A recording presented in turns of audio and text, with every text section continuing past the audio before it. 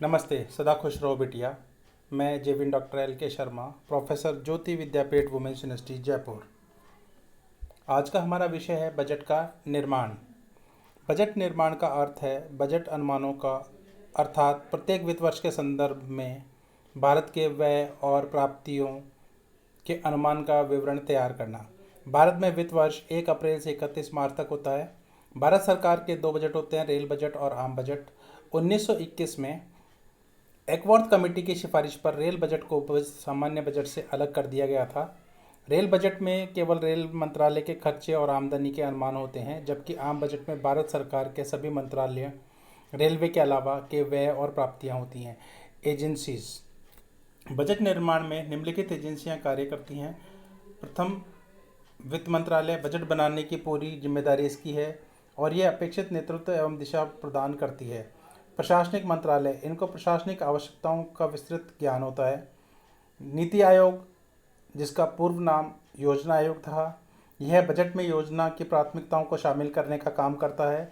दूसरे शब्दों में, बजट में योजना की प्राथमिकताओं को सम्मिलित करने के लिए वित्त मंत्रालय योजना आयोग या नीति आयोग से निकट संपर्क बनाए रखता है। नियंत्रक एवं महालेखा परीक्षक, यह बजट अनुमानों के निर्माणों के लिए आवश्यक लेखा विधि कौशल उपलब्ध कराता है।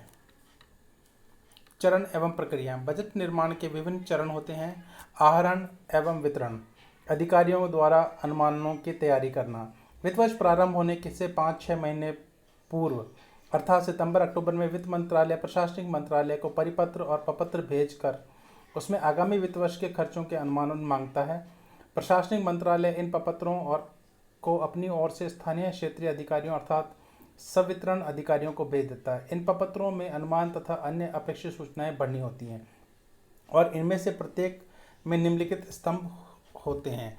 पिछले वर्ष के वास्तविक आंकड़े, चालू वर्ष के लिए स्वीकृत बजट अनुमान, चालू वर्ष के संशोधित अनुमान, अगले वर्ष के प्रस्तावित अनुमान किसी बढ़ोतरी या कमी के कारण सहित, चालू वर्ष के लिए उपलब्ध वास्तविक आंकड़े अनुमान तैयार करते समय, पिछले वर्ष की संगत समयावधि के वास्तविक आंकड़े, विभागों तथा मंत्रियों द्वारा समीक्षा तथा समेकन, संवितरण अधिकारियों से अनुमान प्राप्त करने के बाद विभागीय प्रमुख संपूर्ण विभाग के लिए इसकी समीक्षा और समेकन करते हैं तथा प्रशासनिक मंत्रालयों को प्रस्तुत कर देते हैं।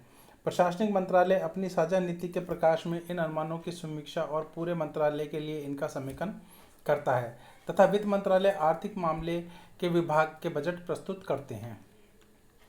वित्त मंत्रालय द्वारा समीक्षा। प्रशासनिक मंत्रालय से प्राप्त अनुमानों की समीक्षा व्यय की मितव्ययता और आय की उपलब्धता के दृष्टिकोण से वित्त मंत्री द्वारा या वित्त मंत्रालय द्वारा की जाती है। स्थायी परिव्ययों के मामले में यह समीक्षा नामांकित की, किंतु व्यय की नई मदों के मामले में अधिक कड़ी होती है। विवादों का निपटारा। बजट अनुमान में किसी योजना को शामिल करने के प्रश्न पर यदि प्रशासनिक मंत्रालय और वित्त मंत्रालय के बीच मतभेद होता है तो प्रशासनिक मंत्रालय ऐसी योजना को केंद्रीय मंत्रिमंडल के सामने रख सकता है, जिसका निर्णय इस मामले में अंतिम होता है। वित्त मंत्रालय द्वारा समेकन। इसके पश्चात वित्त मंत्रालय व्यय पक्ष के बजट अनुमानों को समेकित करता है। फिर उन अनुमानित व्ययों के आधार पर वह केंद्रीय प्रत्यक्ष बोर्ड और केंद्रीय अप्रत्यक्ष बोर्ड के परामर्श से राजस्व अनुमान तैयार करता है। इस संबंध में वित्त मंत्रालय की सहायता आयकर विभाग तथा केंद्रीय उत्पादक शुल्क एवं सीमा शुल्क विभाग भी करते हैं।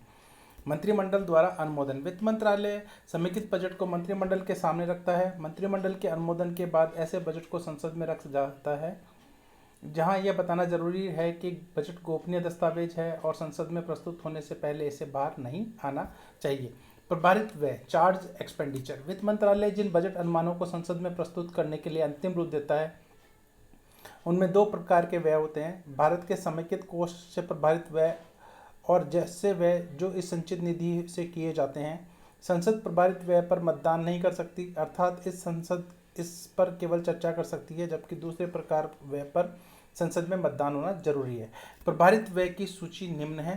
राष्ट्रपति की परिलब्धियां और भत्ते और उसके कार्यालय संबंधित अन्य खर्च, राज्य विधानसभाओं के सभापति, उपसभापति तथा लोकसभा के अध्यक्ष तथा उपाध्यक्ष के वेतन और भत्ते, सर्वोच्च न्यायालय के न्यायाधीश के वेतन, भत्ते और पेंशन, उच्च न्यायालय के उन न्यायाधीशों के पेंशन जिनके न्याय क्षेत्र में भारत का कोई भी क्षेत्र सम्मिलित नहीं है, नियंत्रक एवं महालेखा परीक्षक के वेतन, भत्ते और पेंशन, संघ लोक सेवा आयोग के अध्यक्ष सदस्यों के वेतन भत्ते और पेंशन, सर्वोच्च न्यायालय नियंत्रक एवं महालेखा परीक्षक कार्यालय, संघ लोक सेवा आयोग कार्यालय के कर्मचारियों के वेतन भत्ते तथा पेंशनों सहित अन्य प्रशासनिक खर्च। वे ऋण प्रभार जिनकी देय भारत सरकार पर है, इनमें ब्याज और कर्ज उठाने संबंधी निक्षेप धन प्रभार, ऋण मोचन प्रभार तथा इन जैसे अन्य खर्च और ऋण सेवा तथा मोचन खर्चे शामिल हैं। यह सब जानकारी बजट निर्माण के संबंध में थी। धन्यवाद।